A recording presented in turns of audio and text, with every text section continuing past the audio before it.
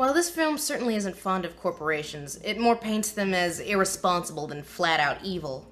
Rather than try and fix this problem, it'll just be easier for everyone to remain in space. Easier?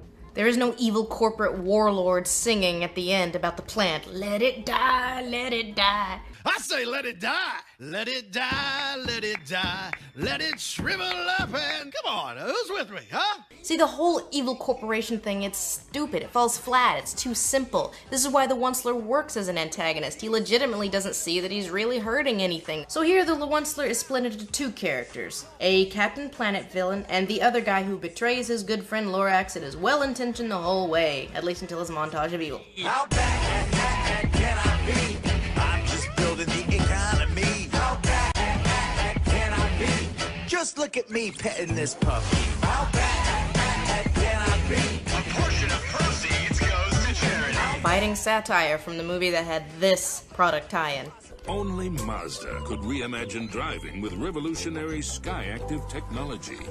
And who received the only certified Trúfula tree seal of approval? And I know I said I wasn't going to talk about the political stuff, but God, I hate the political stuff in this. The movie relies heavily on tell, don't show. There's just something about a hackneyed evil corporation that sucks away credibility from your theme that you clearly don't believe in. Wally's corporation was clearly into overconsumption and wastefulness, but it wasn't evil. But Wally works as a feature-length film because it is, at its core, a love story surrounded with cautionary environmental themes. There's a lot more to it than the environmental stuff. You don't keep watching it because of the plant. It's because of the little robot that fell in love with another little robot. And oh, they tried that with the Lórax with the shoehorn-in uninteresting love story. What I want more than anything is to see a real living tree. So, what I'm saying is they already made this fucker. We already have a Wally. We don't need you, shitty Lórax. Chris Meledandri, who now has helmed the most Dr. Seuss adaptations at 2, has, in his career, yet to produce a film that's better than okay. He produced 2008's Horton Hears a Who, to date the least awful of the Seuss adaptations. I'm an all-you-can-eat salad bar. Take a bite! Horton, who in the book is a simple elephant of principle, is, in Meledandri's movie, expanded into a spastic weirdo. No, they're on me! Look at get him up! Because, you know, kids, they like things giant and stupid. Whoa! I feel the diplomatic process is beginning to break down. Did the animators just get bored with the movie they were making and create distractions? So, similarly, the Onceler, an old, world-weary has-been in the book and the 1972 animated short, is, in the movie, you guessed it, a spastic weirdo. Who are you and what are you doing here? Get out of here and leave me alone! But these are all nitpicks of comparison, and at the end of the day, an adaptation should be able to stand on its own. And in that case, damn, there are no stakes in this movie. Trees. Man, trees are great. They ignite the intellectual curiosity of the love interest, played by Taylor Swift, but she, being the passive girl, can't go find the Onceler herself, so Zac Efron does it for her, wanting only at first to get, whatever the 12-year-old equivalent of laid is. After he learns about the Lórax and how the Trúfula went extinct, and that's why we apparently live in a plastic oasis on a landscape that looks like the moon, at the end of the movie they decide to plant the Trúfula seed in the middle of the town square, leading to a chase scene to plant the plant. And you're gonna help me plant it right in the middle of town, where everyone can see it. One last comparison to Wally. At the end of Wally, the basic impetus going into Act 3 is that we want to get back to Earth, and putting the plant in the thing will get us there. But why? What is the big rush? Is it because Earth will disintegrate into nothing if we don't get back this very second? Earth!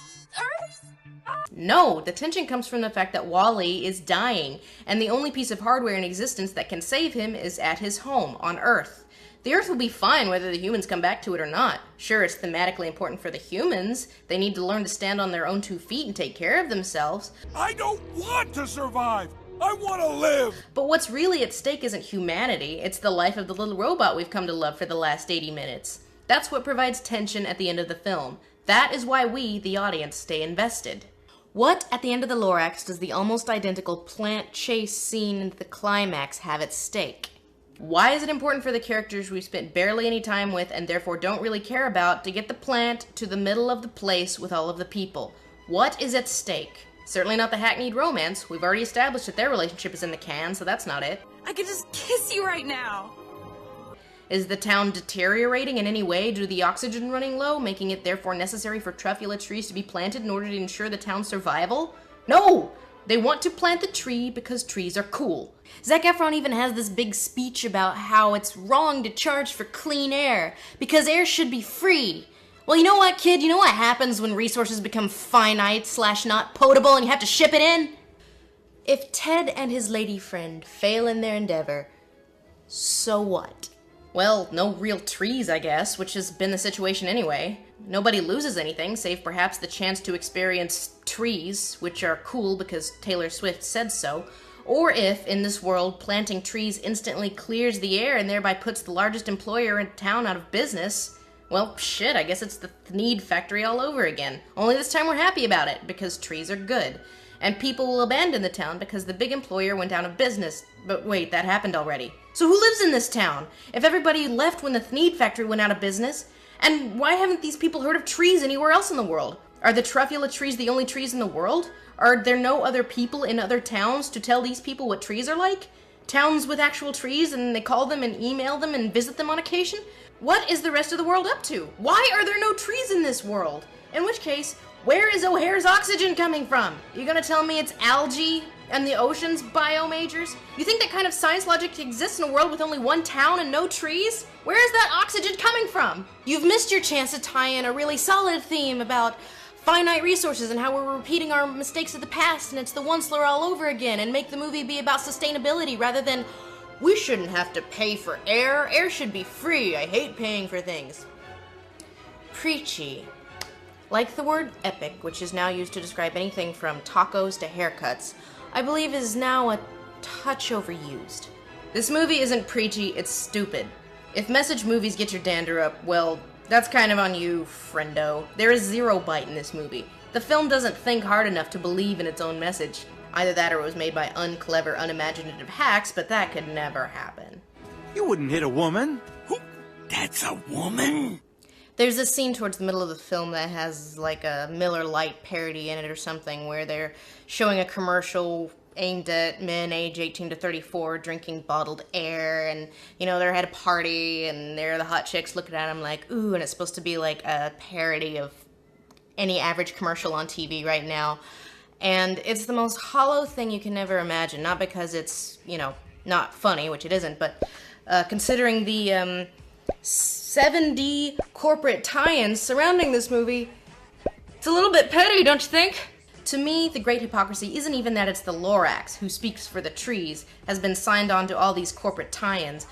I don't mind if I do. But a film that's more stupidly anti-corporate than either the book, or especially the animated version, which is, by the way, the only one of the three to feature any badly needed scene like this. Well, what do you want? I should shut down my factory? Fire 100,000 workers? Is that good economics? Is that sound for the country? I see your point, but I wouldn't know the answer.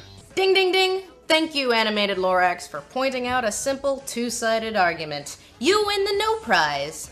A big plate of waffles to augment your thighs. Make it an IHOP day.